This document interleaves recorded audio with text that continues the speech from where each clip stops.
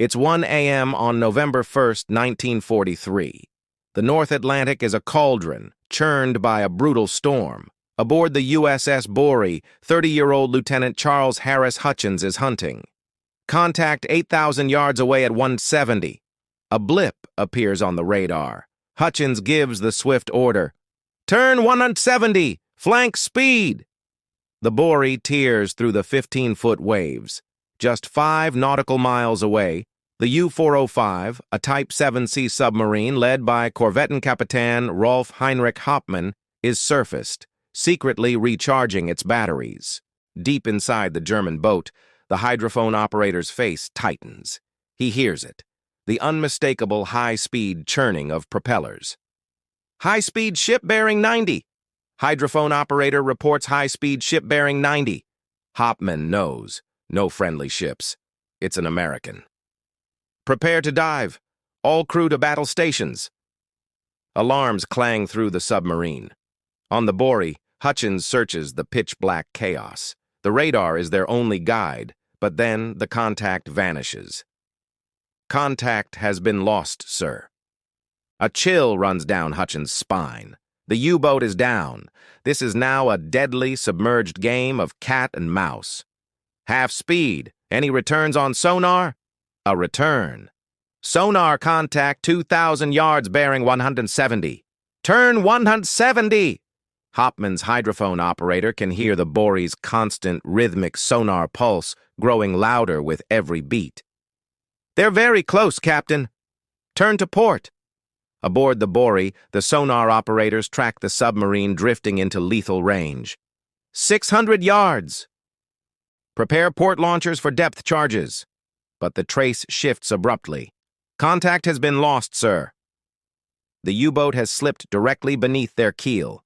500 yards, now bearing starboard, drawing fast. "Full to starboard." Hutchins orders a hard turn, swinging the stern to launch. 300 yards. "Fire!" The depth charges launch with loud thunks, splashing precisely by the U-405's nose. The U-boat is slammed by the concussive shockwave. "Flooding in the bow, sir." Flooding, fully submerged, is an instant catastrophe. Hauptmann has no choice. "Surface and man the guns." As the Borie sails past, her sailors look back at the churning foam and witness the mighty U-boat burst from under the sea. "It surfaced on our stern. Turn on the searchlight. Inform lights where to point." Lights snap on, revealing the U-405. Dozens of Germans stream out of the hatches, rushing to man their 20mm guns and open fire. Shells slam into the Borie's hull, littering the superstructure and sending American sailors diving. German sailors brave the heavy wind and waves on the slippery deck, desperately rushing to ready the much more powerful 80mm deck gun. Hutchins acts instantly. "All guns, local control, pointer fire." The Borie's 20mm cannons quickly find their mark. Shells devastate the U-405's forecastle, silencing the gunners, including those aiming the vital 80mm. "Heavy losses reported. Reinforce the deck guns. Keep firing." Brave men stream toward the 88mm. But when they look down the sights, they see a wall of Borie's 4-inch main guns aimed directly at them. The main guns erupt. The shells slam into the forecastle. When the smoke clears, the U-405's 88mm gun and its valiant crew are gone. Borie completes its wide turn, continuing the relentless assault. But Hutchins knows conning tower hits are not enough. He needs a fatal blow. "Ram it!" The helmsman steers toward the target. "Stand by for a ram! Stand by for a ram!" All hands brace as the ship barrels toward the sub at 27 knots. The USS Borie crashes directly into the side of U-405, buckling her bow. Deep inside the Borie, Chief Engineer Kenneth Miles Lucas sees torrents of water gushing from fissures. "Get me the repair team!" On the U-405, Hauptmann stumbles up and orders, "Attack!" German sailors charge onto the decks, and a massive, chaotic firefight breaks out.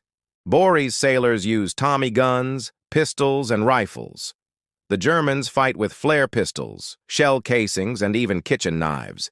The U-boat's deck offers no cover. Its last defenders fall, sliding into the deep amid the fray. Incredibly, the U-405 is still afloat and functional, but only 15 of its 45-man crew remain.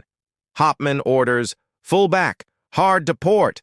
The U-405 pulls with all its might to slip away. High-stakes engagement.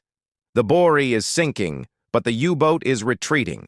Can Hutchins finish the job before the Atlantic claims his ship?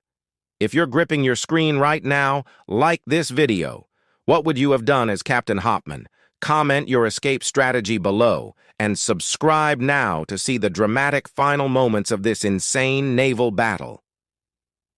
Deep in the engine compartment, Lucas and his men battle the rising water, struggling to keep the turbines running. The Borie moves forward, now burdened with hundreds of tons of water filling its hull.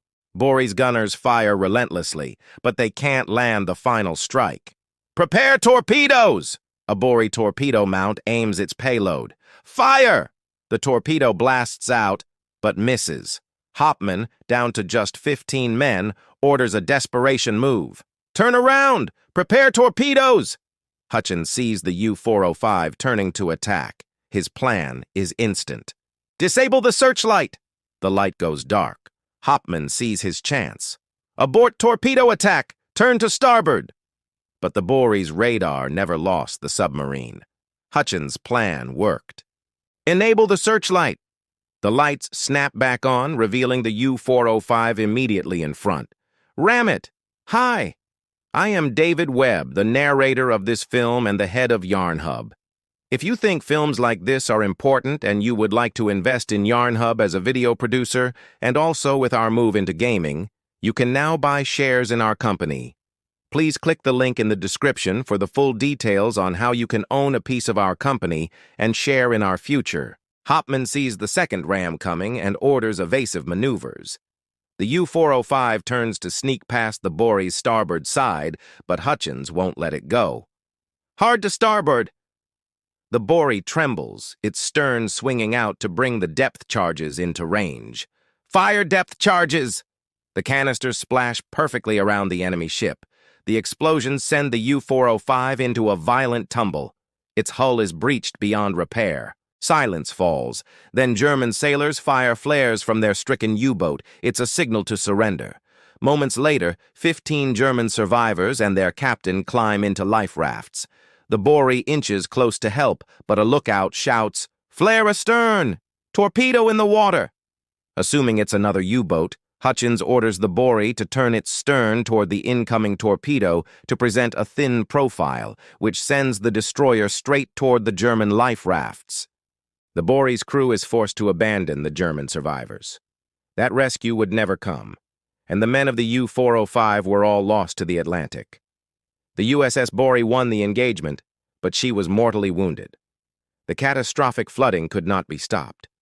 Lucas and his engineers continued operating the engines, even having to dive underwater inside the engine room to reach valves. Eventually, they evacuated through the roof hatch. The crew abandoned ship. Tragically, the sea also claimed 27 of the USS Borie's 122 men before rescue ships arrived. Both Lieutenant Commander Charles Harris Hutchins and Chief Engineer Kenneth Miles Lucas survived the war. Hutchins was awarded the Navy Cross for his actions. The final word. The Battle of the Borie is a legendary example of courage and desperation in the Battle of the Atlantic. Like this video, if you were shocked by the hand-to-hand combat between the destroyer and the U-boat crew, comment on who you think the real hero was, Hutchins, Lucas, or the determined German gunners. Subscribe to join us for more incredible, untold naval history.